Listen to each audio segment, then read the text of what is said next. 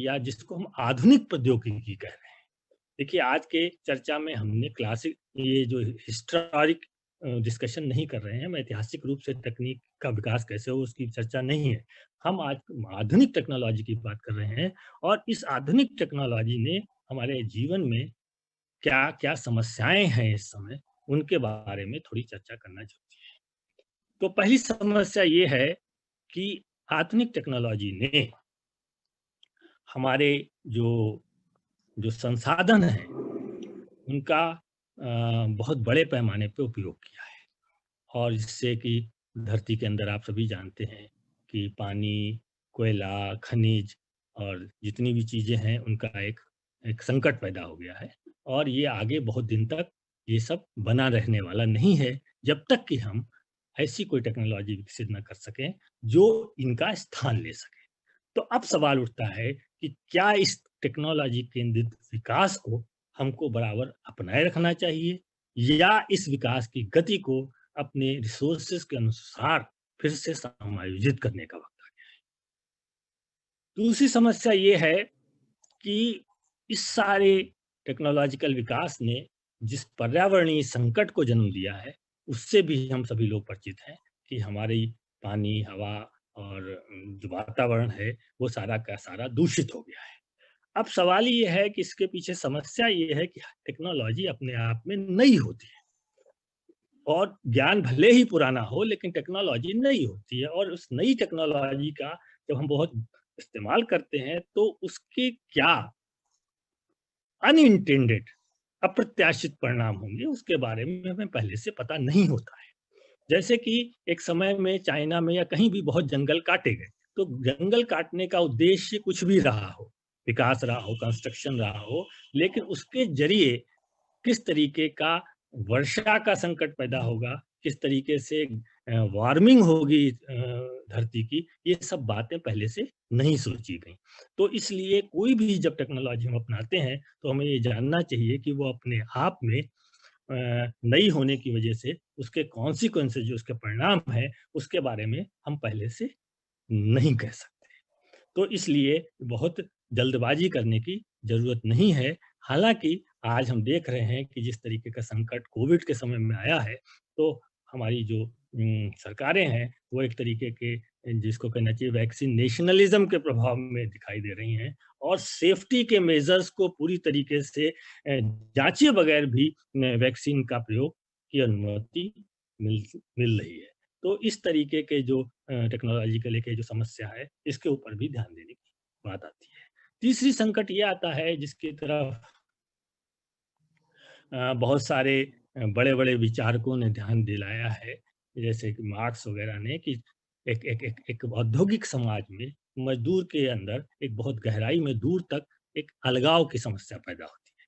वो अपने श्रम से, अपने श्रम के उत्पादन से अपने आप से और दूसरे लोगों से वो अलगाव महसूस करता है और ये समस्या जो है उसका कोई निदान जो है वो उस तरीके की व्यवस्था में संभव नहीं हो पाता जिसमें कि उसका उत्पादित श्रम जो है वो उसका परिणाम जो है वो किसी दूसरे के द्वारा चुरा लिया जाता है।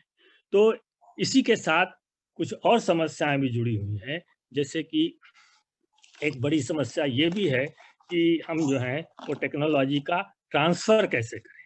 अब टेक्नोलॉजी एक जगह जहाँ विकसित देशों में पैदा होती है, वहाँ पर श्रम संकुल है और पूँजी की बहुतायत है। अब यही टेक्नोलॉजी जब एक भारत ऐसे विकासशील देश में आती है, तो वहाँ श्रम अधिक है और पूँजी की कमी है। तो इस तरीके के माहौल में जो है वो एक तरीके का अंतर्विरोध पैदा होता है और इसमें क्या होता है कि इसके साथ-साथ एक टकराव पैदा होता है और ये टकराव केवल आर्थिक नहीं होता, ये टकराव सांस्कृतिक भी होता है। जब हम कहीं से टेक्नोलॉजी आयातित करते हैं, तो उसके साथ-साथ में वहाँ की संस्कृति भी आती है और वो संस्कृति जो है, वो यहाँ के जो स्थानीय संस्कृति है, उसके साथ कई बार टकराव भी पैदा करती है। एक अलग समस्या की बात है जो कि आज सभी के सामने हम सभी चर्चा करते हैं लेकिन उसका कोई लोगों को हल समझ में नहीं आता। वो समस्या है उपभोक्तावाद की, उपभोक्ता संस्कृति के फैलाव की, जिसमें कि मनुष्य जो है वो एक एक एक एक कर एक एक एक वस्तुओं का खरीदार बन के रह जाता है और उसका जीवन शैली जो है वो पूरी तरह से उपभोक्तावाद में से प्रभावित होकर सारा जीवन जो है उसका वस्तुओं के उपभोग में लगा रहता है। उसका नतीजा ये होता है कि मनुष्य का जो स्वरूप है, जो कॉन्स्टिट्यूशन है, वो बहुत सीमित हो जाता है। उसके अंदर की जो क्रिएटिव पॉसिबिलिटीज़ है, भले चाहे वो वर्कर का एलिनेशन हो या कंज्यूमर का एलिनेशन हो, दोनों स्थितियों में मनुष्य की जो सृजनात्मक संभावनाएँ हैं, उनकी जो है वो उनकी क्षति होती है। और वो जो है उसके जो संबंध हैं दूसरों के साथ, वो भी वस्तुकरण के या कमोडिफ़िकेशन के शिकार हो जाते हैं। हम दूसरे व्यक्ति को एक इस्तेमाल की चीज़ की तरह देखने लगते हैं और हमारा संबंध उससे जो है सिर्फ़ स्वार्थ और मतलब का रह जाता है। उसी के साथ-साथ हमारे सामने एक समस्या और भी आई है और जो आजकल की समस्या है कि जिसकी तरफ बहुत गहराई से अगर आप लोगों ने एक किताब का नाम सुना हो जिसका नाम है वन डायमेंशनल मैन। ये किताब करीब 50 साल पहले हर्बर्ट मार्क्यूस ने लिखी थी और उसने ये दिखाया था कि एक औद्योगिक समाज में टेक्नोलॉजिकल सोच का जो तरीका है, टेक्नोलॉजिकल रेशनैलिटी जो है, वो एक आयामी मनुष्य को जन्म देती है, जिसको कहते हैं वन डायमेंशनल में और ये अन्य सभी आयामों के ऊपर हावी हो जाती है। ये एक तरीके का यांत्रिक तर्क है जिसके ज़रिए संचालित होती है और ये मनुष्य के जीवन को एक आयामी बनाकर उसकी सारी जो एस्थेटिक संभावनाएँ हैं, उनका नाश कर देती है। तो ये बात तो एलिनेशन से ही जुड़ी हुई है, लेकिन आज हम देख रहे हैं कि हमारे सामने कुछ नई समस्याएँ भी आ गई हैं। जब से ये कम्युनिकेशन और एंटरटेनमेंट टेक्नोलॉजी का विकास हुआ है, सूचना प्रौद्योगिकी का विकास हुआ है, तो हम देख रहे हैं कि समस्याएँ ऐसी भी हैं, जिसके साथ बड़ा एडिक्शन पैदा हो गया है। चाइल्ड पोर्नोग्राफी भी दिखाई देती है और इसके अलावा जो हमारा इंटीमेसी है, जो व्यक्तियों के बीच के संबंध है, उसमें कुछ ऐसा हो रहा है कि हम टेक्नोलॉजी पे ज़्यादा निर्भर हैं, मनुष्यों पे कम। हम इंटीमेट संबंध बनाने से बचने लगे हैं। कोशिश करते हैं कि हमारे फ़ेसबुक पर 500 दोस्त हों, लेकिन व्यक्तिगत जीवन में 5 भी ना हों। तो इस तरीके का जो एक प्रभाव हमारे सामने टेक्नोलॉजी के ज़रिए आ रहा है, वो भी एक चिंता का विषय है और इसके ऊपर एक बहुत अच्छी पुस्तक पिछले दिनों आई थी, शेरी टर्कल की जिसका टाइटल ही था एलोन टुगेदर। टुगेदर भी हैं और हम एलोन भी हैं। इसके अलावा जो एक एडिक्शन की समस्या बहुत आ गई है, जब से ये सेल फ़ोन है, तो अब हमारे सामने हर वक़्त और ख़ासतौर से कोविड ऐसे समय में अब इसकी एक संभावना ये भी है कि हम आपसे बात कर रहे हैं। देखिए टेक्नोलॉजी का एक पॉज़िटिव पक्ष है, लेकिन एक नेगेटिव पहलू भी है कि हम सारे दिन अगर उसी से खिलौने की तरह खेलते रहें, तो ये एक एडिक्शन भी है। अब सवाल ये है कि इस एडिक्शन का स्रोत कहाँ पर है, जिसका कि इस्तेमाल ये बड़ी-बड़ी कंपनियाँ कर रही हैं। तो जब इतनी सारी समस्याओं पर हम जो है निगाह डालते हैं, तो हमारे सामने बहुत साफ स्पष्ट हो जाता है कि हम बहुत गहराई से समझें कि टेक्नोलॉजी जो है उसकी जो जो जो भूमिका है वो ये जो विनाशकारी और हितकारी है, इसके पीछे का राज क्या है? और इसको समझने के लिए हमारे सामने हमारे दार्शनिकों ने, हमारे चिंतकों ने कई दृष्टियाँ दी हैं। और मूल रूप से मैं 3 दृष्टियों की बड़े संक्षेप में चर्चा करना चाहूँगा और मैं नहीं कहता कि यही अंतिम दृष्टियाँ हैं, लेकिन इन पर जब हम ध्यान देते हैं, तब हमको कुछ समझ में आता है कि हम टेक्नोलॉजी को समाज में कहाँ रख के देखें। और इस दृष्टि से जब हम देखेंगे, तो हमको ये दिखेगा कि पहली दृष्टि है जिसको हम लोग कहते हैं तकनीकी निर्णयवाद या तकनीकी नियतिवाद। जिसमें ये दृष्टि ये कहती है कि कोई भी टेक्नोलॉजी जो है, वो अपने आप में एक स्वायत्त, एक ऑटोनॉमस तर्क से चलती है और ये सीधी रेखा में चलती है। इसमें नीचे से ऊपर की ओर की गति है और इसमें समाज से ये इस मामले में निरपेक्ष है कि ये अपना प्रभाव बाद में समाज पे डालती है, लेकिन समाज से ये एक तरीके से ऑटोनॉमस रहती है। तो ये एक जो चीज़ है जिसकी वज़ह से होता क्या है कि सामाजिक संस्थाओं को इसके अनुरूप अपने को ढालना होता है। तो ये एक तरीके का तकनीकी नियतिवाद या निर्णयवाद कहलाता है और इस तरीके की सोच हमारे बड़े क्लासिकल थिंकर्स में भी है। हालाँकि बिल्कुल उससे मेल नहीं खाता, चाहे हम हाइडेगर की बात करें, चाहे हम मार्क्स की बात करें। हालाँकि मार्क्स का भी जो इंटरप्रिटेशन है उससे कुछ दूर-दूर तक कुछ अंतर भी रखता है। लेकिन फिर भी इसमें एक टेक्नोलॉजी की प्राइमेसी बहुत दिखाई देती है और उसके ज़रिए वो एक इतिहास की गति का, एक समाज की गति का जो है, वो निर्धारण करती है। दूसरी दृष्टि जो है, वो समाजशास्त्री अध्ययनों से पैदा हुई है, विज्ञान और टेक्नोलॉजी के और उसको हम एक तरीके के जिसको कहना चाहिए निर्माणवाद कह सकते हैं, तकनीकी निर्माणवाद कह सकते हैं और उसके अंतर्गत ये है कि तकनीक का जो उद्देश्य है, वो तकनीकी से पैदा नहीं होता। वो उद्देश्य जो है उसके बाहर से आता है और वो उद्देश्य जो है, वो बदलता भी रह सकता है। इसलिए ये कहना कि तकनीक का एक ही उद्देश्य है, एक ही दिशा में चलती है, ये कहना गलत है।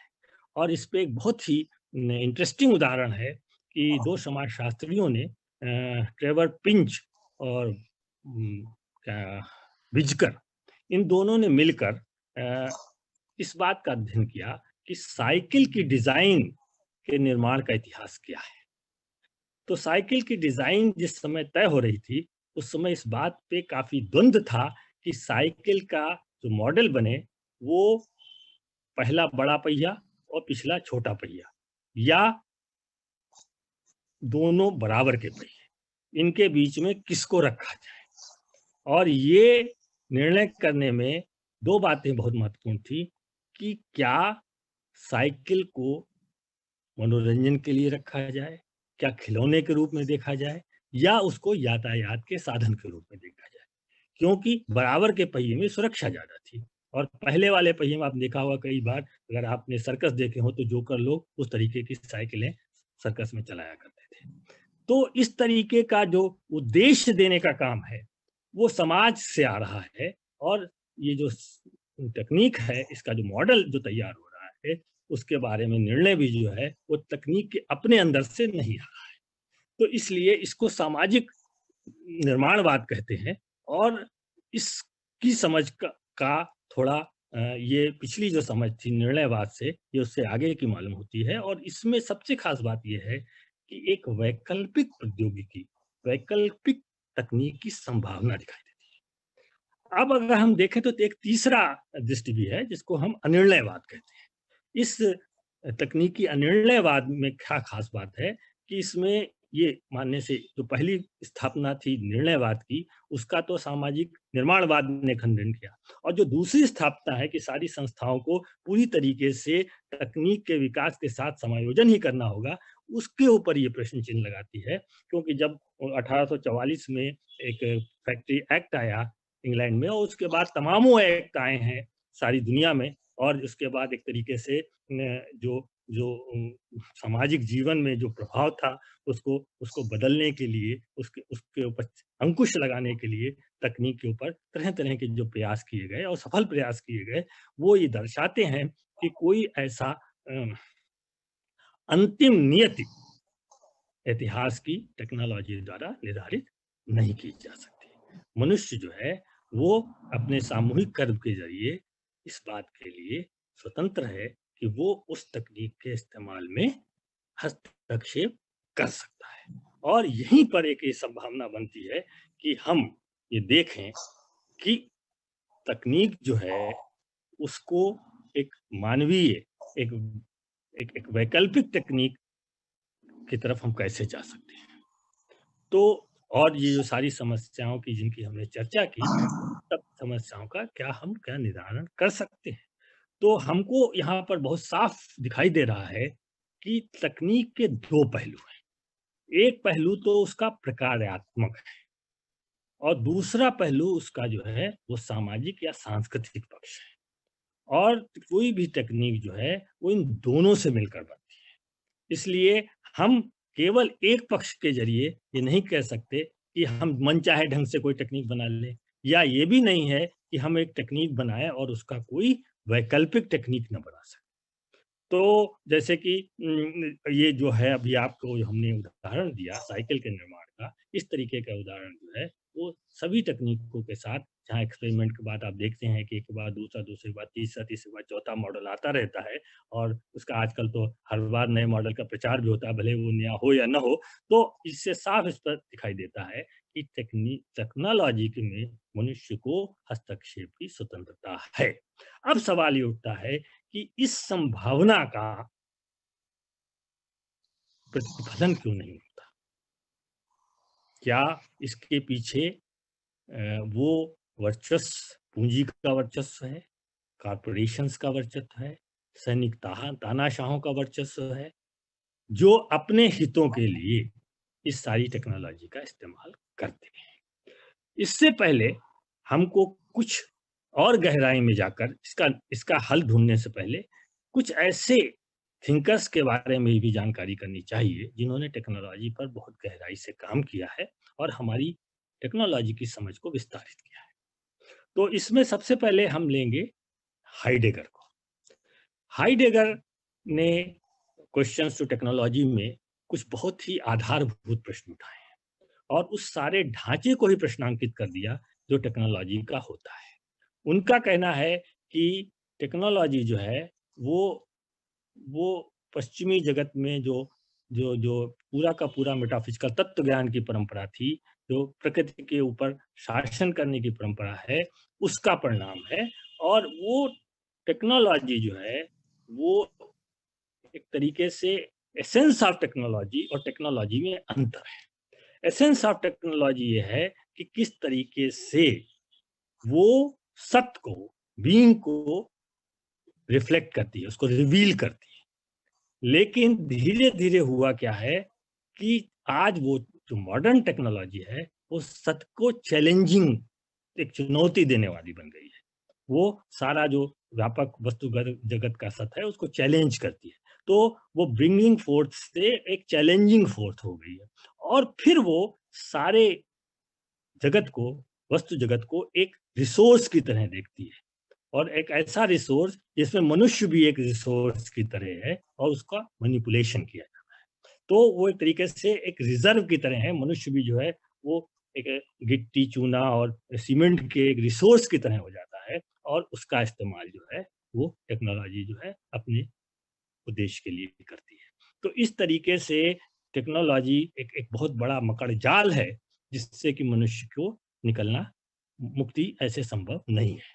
लेकिन फिर भी इस सब के बावजूद भी हाइडेगर जो है उसको मनुष्य की अंतिम नियति नहीं मानते और वो ये मानते हैं कि मनुष्य इससे जो है वो टेक्नोलॉजी से एक स्वतंत्र तरीके का संबंध बनाकर बच सकता है।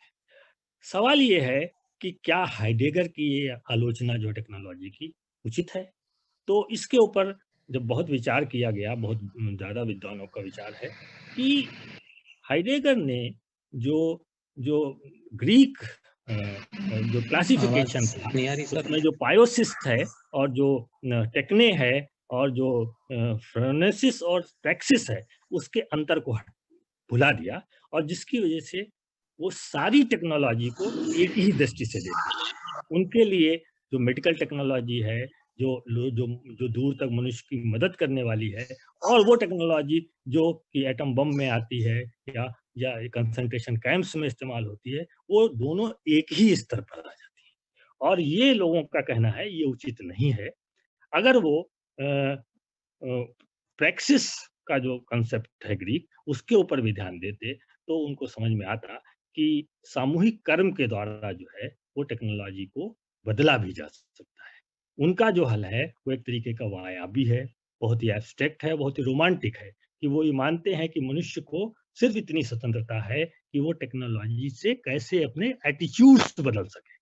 उसको नहीं बदल सकती है, वो अपना जैसे कि हमारे यहाँ पुराने अध्यात्म में सिखाया जाता है कि आप अपना संसार को देखने का नज़रिया बदलिए, संसार मत बदलिए। तो उस तरीके का जो एक तरीके का एक कहना चाहिए रोमांटिक सा पीछे जाने वाला सा भाव लगता है। हालाँकि वो पीछे जाने की भी बात नहीं करते। तो ये एक कमी हाइडेगर के चिंतन में पाई गई है और इससे निपटने के लिए कई और दार्शनिक सामने आते हैं और जिस तरीके के यांत्रिक तर्क की बात हाइडेगर औरों ने की है, उससे लड़ने के लिए हर्बर्ट मार्कुस आते हैं, वो कहते हैं कि एक दूसरे तरीके का यांत्रिक तर्क भी गढ़ा जा सकता है। और वो एक तरीके के सौंदर्य शास्त्र के जो मूल्य हैं, उसके आधार पर गढ़ा जा सकता है। और इसके द्वारा जो है, हम एक नई टेक्नोलॉजी की रचना कर सकते हैं, जो टेक्नोलॉजिकल रेशनैलिटी से बियॉन्ड हो। लेकिन इसकी आलोचना जो है, हैबरमास ने काफ़ी ये स्वीकारते हुए कि मार्क्यूस का जो वन डायमेंशनल मैन का जो कांसेप्ट है, वो हमारी टेक्नोलॉजिकल सोसाइटी का बहुत बड़ी आलोचना है। लेकिन फिर भी ये मानना कि हम वस्तु जगत का अध्ययन इस तरीके से करें कि उसमें हम इस यांत्रिक तर्क के अलावा कोई दूसरा तर्क हो, जिसमें कि सब्जेक्ट ऑब्जेक्ट डायकोटोमी ना हो, ऐसा संभव नहीं है। विज्ञान के अध्ययन के लिए ज़रूरी है कि हम वस्तु जगत के अध्ययन के लिए उसी ही यांत्रिक तर्क का इस्तेमाल करें। लेकिन उस यांत्रिक तर्क को हम जब लेकर समाज में जाते हैं और उसके आधार पर समाज की रचना करते हैं और अपने सामाजिक संबंधों को निभाते हैं, तो बहुत दिक्कत पैदा होती है। और उसके लिए हैबरमास ने एक दूसरी तर्क की कम्युनिकेशन रेशनैलिटी की चर्चा की है। अब यहाँ पर बहुत विस्तार से जाने का समय नहीं है, लेकिन उसके बाद भी बहुत सारे लोगों ने इस बात पर ध्यान दिया है कि ये सारी संभावनाएँ जो हैं, वो तभी प्रतिफलित हो सकती हैं, जब टेक्नोलॉजी के साथ जो उसको कंट्रोल करते हैं, जो उसको फंड करते हैं, जो उसका इस्तेमाल निर्धारित करते हैं, वो सारी की सारी जो सत्ता है, जो राजनीतिक सत्ता है, उसका टेक्नोलॉजी से जो संबंध है, जब तक वो नहीं सुधरता, तब तक हम किसी वैकल्पिक या मानवीय टेक्नोलॉजी की कल्पना नहीं कर सकते। और इसके लिए फ़ीनबर्ग का काम, जिन्होंने क्रिटिकल थ्योरी ऑफ टेक्नोलॉजी दी है, बहुत महत्वपूर्ण हो जाता है। और उनका मूल विचार जो है, वो टेक्नोलॉजी का या तकनीक के प्रजातंत्रीकरण का है। वो ये मान के चलते हैं कि जब तक तकनीक के ऊपर प्रजातांत्रिक ढंग से कंट्रोल नहीं होगा, जब तक डिज़ाइन, निर्माण, उत्पादन, वितरण और उपभोग पर प्रजातांत्रिक अंकुश नहीं होगा, तब तक जो है हम किसी वैकल्पिक या मानवीय टेक्नोलॉजी की कल्पना नहीं कर सकते। अब सवाल यहाँ पर ये उठता है कि आज की दुनिया में जब प्रजातंत्र का भविष्य ही संकट में है, तो फिर ऐसे में तकनीक के प्रजातंत्रीकरण की बात कैसे उठाई जाए? और मैं समझता हूँ कि क्योंकि बहुत सारे जो आज के ज़माने में जो अथॉरिटेरियन गवर्नमेंट्स हैं, बहुत सारे तानाशाह हैं, वो सारे के सारे जो हैं, वो तकनीक को अपने अपनी तानाशाही बनाए रखने के लिए और साथ ही साथ अपनी जनता के ऊपर जो एक नई चीज़ सामने आई है, जिसको हम लोग कहते हैं सर्विलांस करने के लिए कि कोई उसका विरोध भी ना करने पाए और कोई ऐसा आंदोलन भी ना पैदा होने पाए। तो इस तरीके का जब काम हो रहा है, तो ऐसे में ये प्रश्न बड़ा ही निराशावादी इसका अभी तो उत्तर दिखता है। तो इसलिए ये प्रजातंत्रीकरण का जो हल है, वो हल दिखते हुए भी इसके ऊपर कार्य कैसे हो, ये कैसे स्थापित हो, किस तरीके से ये सामाजिक जीवन में लाया जा सके, ये एक बहुत बड़ा प्रश्न है। और मैं समझता हूँ कि बहुत निराश होने की ज़रूरत नहीं है, क्योंकि कई बार हमने देखा है कि जैसे कि अरब वर्ल्ड में डेमोक्रेसी के प्रति आंदोलन हुआ। हांगकांग में पिछले दिनों डेमोक्रेसी के लिए आंदोलन हुआ। तो बहुत दूर तक हमने देखा है कि इंटरनेट या टेक्नोलॉजी की कुछ जो जो सकारात्मक भूमिकाएँ भी उसमें दिखाई देती हैं और इसलिए ये बहुत ज़रूरी हो जाता है कि हम आशा न छोड़ें और अपना टेक्नोलॉजी के साथ जो संबंध है, उसके ऊपर ज़रा ध्यान केंद्रित करें और ये भी देखें कि सामाजिक रूप से टेक्नोलॉजी का जो बहुत ही नेगेटिव रूल बहुत बार सामने आता है, उसके ऊपर अंकुश कैसे लगाया जा सके। अभी पिछले 50 सालों में इसके अलावा भी इसके पहले कि मैं बात समाप्त करूँ, ये सारा का सारा विकास जिसकी मैंने चर्चा की, वो फिलॉसफी ऑफ टेक्नोलॉजी का एक पक्ष है, जिसने टेक्नोलॉजी के सामाजिक परिणामों पर अच्छे या बुरे ज़्यादा निगाह रखी। लेकिन टेक्नोलॉजी के स्वयं के ऊपर दर्शन शास्त्र में ज़्यादा विचार पिछले 50 सालों में ही हुआ है। और एक दूसरा क्षेत्र पूरा खुला है, जिसको हम analytical school of technological philosophy of technology कहते हैं। एक दूसरा स्कूल भी है, जो फेनोमेनोलॉजिकल स्कूल ऑफ टेक्नोलॉजी है या post phenomenological school of technology है, जिसमें कि बड़े-बड़े चिंतक अच्छी-अच्छी नई-नई किताबों के साथ सामने आ रहे हैं, जिसमें अभी पिछले दिनों एक पुस्तक आई थी व्हाट थिंग्स डू।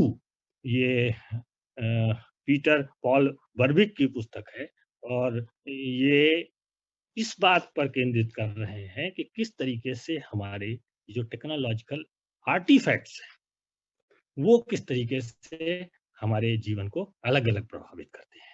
कि जैसे कि हम कोई एक सेल फ़ोन ले लें या इंटरनेट ले लें या कोई भी, तो उनकी जो आंतरिक संरचना है, जो उनका डिज़ाइन का उनका जो फ़िलॉसफ़ी है, वो किस तरीके से निर्धारित होती है और फिर वो हमारे परसेप्शन को, हमारे सोच को, हमारे व्यवहार को कितनी दूर तक और कैसे प्रभावित करती है। तो ये नए क्षेत्र खुल रहे हैं। इसके अलावा पिछले दिनों मैं आपको बता दूँ कि एक बहुत बड़े फ़िलॉसफ़ी ऑफ टेक्नोलॉजी के दार्शनिक बर्नार्ड स्टिगलर, बर्नार्ड स्टिगलर जो फ्रांस के जाने-माने दार्शनिक थे, फ़िलॉसफ़ी ऑफ टेक्नोलॉजी, उनकी मृत्यु हुई और उनका काम भी इस दिशा में बहुत महत्वपूर्ण है।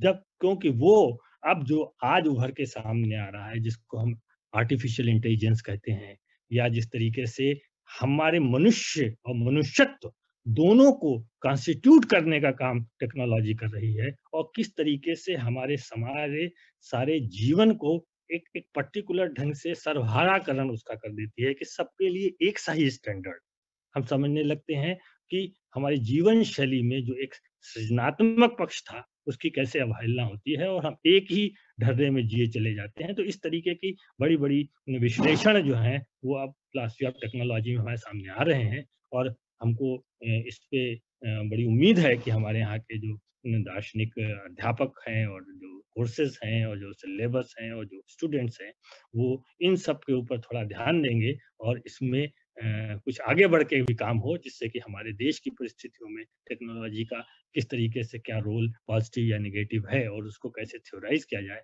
तो मैं समझूँगा कि मेरी आज की इस बात में कुछ दम है और लोगों में कुछ ऐसी प्रेरणा जग सकती है। मैं इसी के साथ अपनी बात को यहाँ पर समाप्त करता हूँ और ये उम्मीद करता हूँ कि फ़िलॉसफ़ी ऑफ टेक्नोलॉजी उसी तरीके से दर्शन शास्त्र के अध्ययन का विषय बने हमारे देश में, जैसे कि फ़िलॉसफ़ी ऑफ रिलिजन अभी बना होगा। धन्यवाद। बोलूँ मैं? आदरणीय आलोक सर, आपका बहुत-बहुत स्वागत। आपने बहुत ही उपयोगी व्याख्यान हम सब फिलॉसफी के अध्येताओं के लिए, जिज्ञासुओं के लिए प्रस्तुत किया और बहुत ही उपयोगी विषय तकनीक का दर्शन। अरे मेरी आवाज जो हम सबके लिए बिल्कुल एक नया और आधुनिक विषय है, आपने प्रस्तुत किया। हम बहुत अधिक लाभान्वित हुए। तकनीक का दर्शन विषय पर आपने बहुत ही विस्तृत रूप में अपना एक चिंतन प्रस्तुत किया। वर्तमान समाज को लेकर आपने समाज में उपस्थित जो अनेक प्रकार के अंतर्विरोध हैं, तकनीक से भी आदमी जुड़ा रहना चाहता है और अंधविश्वास को भी वो अपने साथ जोड़ के रखना चाहता है। इस अंतर्विरोध को भी आपने बहुत ही ढंग से समझाने का प्रयास किया। दिनों दिन जो वर्तमान मनुष्य की तकनीक पर निर्भरता बढ़ती जा रही है, उसके दोनों पहलुओं पर भी आपने बहुत ही शानदार ढंग से समझाया। बहुत ही उम्दा और एक उपयोगी बात जो आपने कही, जो हमेशा हमें प्रभावित करती रहेगी, कि तकनीक की जो है वो वस्तुतः मनुष्य और प्रकृति के बीच मध्यस्थता का कार्य करती है, एक संतुलन बनाने का कार्य करती है, एक दुधारी तलवार की तरह भी कार्य करती है। तकनीक का वर्तमान में जो विनाशी प्रयोग हो रहे हैं, उस पर आपने चिंता जाहिर की। ये भी एक बहुत ही अच्छे दार्शनिक और चिंतक की पहचान है जो आपने हमारे सामने प्रस्तुत की। विज्ञान और तकनीक के बीच जो संबंध है, उस पर भी आपने बहुत ही शानदार ढंग से हमें समझाया। तकनीक को सांस्कृतिक और सामाजिक होना चाहिए, नैतिक होना चाहिए, मूल्यों पर आधारित होना चाहिए, ये अपेक्षाएं आपने की हैं। तो जो भी दार्शनिक विद्वान फिलॉसफी ऑफ टेक्नोलॉजी पर चिंतन करते हैं, लिखते हैं, उनको इस दृष्टिकोण से भी लिखना चाहिए, ऐसी अपेक्षा आपने की। मैं सोचता हूँ आपकी अपेक्षाओं को लोग पूरा करेंगे। और आपने तकनीकी के जो 3 दृष्टिकोण हैं, जो प्रभाव हैं, उन पर भी बताया। एक नई चीज है बिल्कुल, तकनीकी निर्णयवाद, जो एक समाज निरपेक्ष दृष्टि है, तकनीकी निर्माणवाद जो तकनीकी का बहुमुखी दृष्टिकोण है और जो वैकल्पिक संभावनाओं को जन्म देती है, और तकनीकी का अनिर्णयवाद। बहुत ही सुंदर जानकारी हमारे लिए थी। और आधुनिक जो वैश्विक दार्शनिक हाइडेगर और अन्य जो वर्तमान के दार्शनिक है, उनके तकनीकी चिंतन पर भी आपने अनेक दृष्टिकोणों से अपना विचार प्रकट किया, प्रकाश डाला। हाइडेगर का मत दिया बड़ा सुंदर था, जिसमें उन्होंने ये इस प्रस्तुत करने का प्रयास किया कि तकनीक एक मकड़जाल है, लेकिन फिर भी मनुष्य यदि चाहे तो अपना प्रयास करके इसको एक सकारात्मक नजरिए से ला सकता है। आपने अंत में जो बात की कि मानवीय टेक्नोलॉजी ये तभी मानवीय तकनीकी तभी मानवीय होगी जब इसका प्रजातांत्रिकरण हो। ये एक वाकई बिल्कुल एक नया शब्द, एक नई टर्मिनोलॉजी आपने ली है काम में, और एक प्रश्न, एक चिंता जाहिर की है कि तकनीकी का प्रजातांत्रिकरण क्यों नहीं हो पा रहा। तो जो संभावनाएं इसके विरोध में है, तानाशाहों का प्रभाव हो सकता है, उद्योगपतियों का अपने हितों में किया जाने वाला कार्य हो सकता है, उन सब पर आपने चिंता जाहिर की। और नए जो दार्शनिक चिंतन में जो नए लोग हैं, जो अध्यापक हैं, जो शिक्षक हैं, शिक्षार्थी हैं, उन सब से आपने एक आशा और एक विश्वास जाहिर किया कि वो तकनीकी के अध्ययन में और फिलॉसफी ऑफ टेक्नोलॉजी पर कुछ नया देंगे। मैं सोचता हूँ आपकी हम इन आशाओं को पूरा करने का प्रयास करेंगे। मैं विशेष रूप से आपकी सहजता और सरलता से बहुत प्रभावित हुआ हूँ। जैसा मैंने पहली बार आपसे मैं मिला हूँ और मैंने देखा, मैंने आपके बारे में जो सुना कि दर्शन की कोई प्रत्यक्ष शैक्षणिक संलग्नता न होते हुए भी आपकी जो दर्शन की गहन समझ है, दर्शन की जो बहुत समृद्ध समझ है, वो हमारे लिए अनुकरणीय है। और आदरणीय सर, आपका जो व्यक्तित्व है, बाह्य व्यक्तित्व है, आंतरिक व्यक्तित्व तो आपके व्याख्यान से दिखाई दिया ही दिया, पर जो आपका बाह्य व्यक्तित्व है वो बिल्कुल दर्शन के समतुल्य है। सुकरात जैसे दार्शनिक की तरह, जिन्होंने दर्शन को न केवल दिया बल्कि दर्शन को जिया। मैं सोचता हूँ आपका व्यक्तित्व भी कुछ ऐसा ही है। आपने दर्शन की एक नई विधा पर बहुत शानदार ढंग से विचार प्रस्तुत किया। आपका विचार, आपका चिंतन नई संभावनाओं को जन्म देगा, ऐसा हम मानते हैं। आज के इस वैश्विक महासंकट के दौर में आप स्वस्थ रहें, आप दीर्घायु रहें, ऐसी हम कामना करते हैं। आपके उपयोगी उद्बोधन के लिए मैं रामानंद कुलदीप अपनी ओर से, दर्शन शास्त्र विभाग की ओर से, और सम्राट पृथ्वीराज चौहान राजकीय महाविद्यालय अजमेर की ओर से आपका बहुत बहुत धन्यवाद और आभार ज्ञापित करता हूं। आपका हमने बहुमूल्य समय लिया और आपके ज्ञान से हम लाभान्वित हुए। आशा करते हैं भविष्य में फिर कभी ऐसा अवसर मिला तो आपसे हम पुनः जुड़ेंगे। आपको बहुत बहुत धन्यवाद, बहुत बहुत आभार। थैंक्स। बहुत बहुत धन्यवाद, बहुत बहुत शुक्रिया। अब मैं जी सर, अब मैं अगले वक्ता के रूप में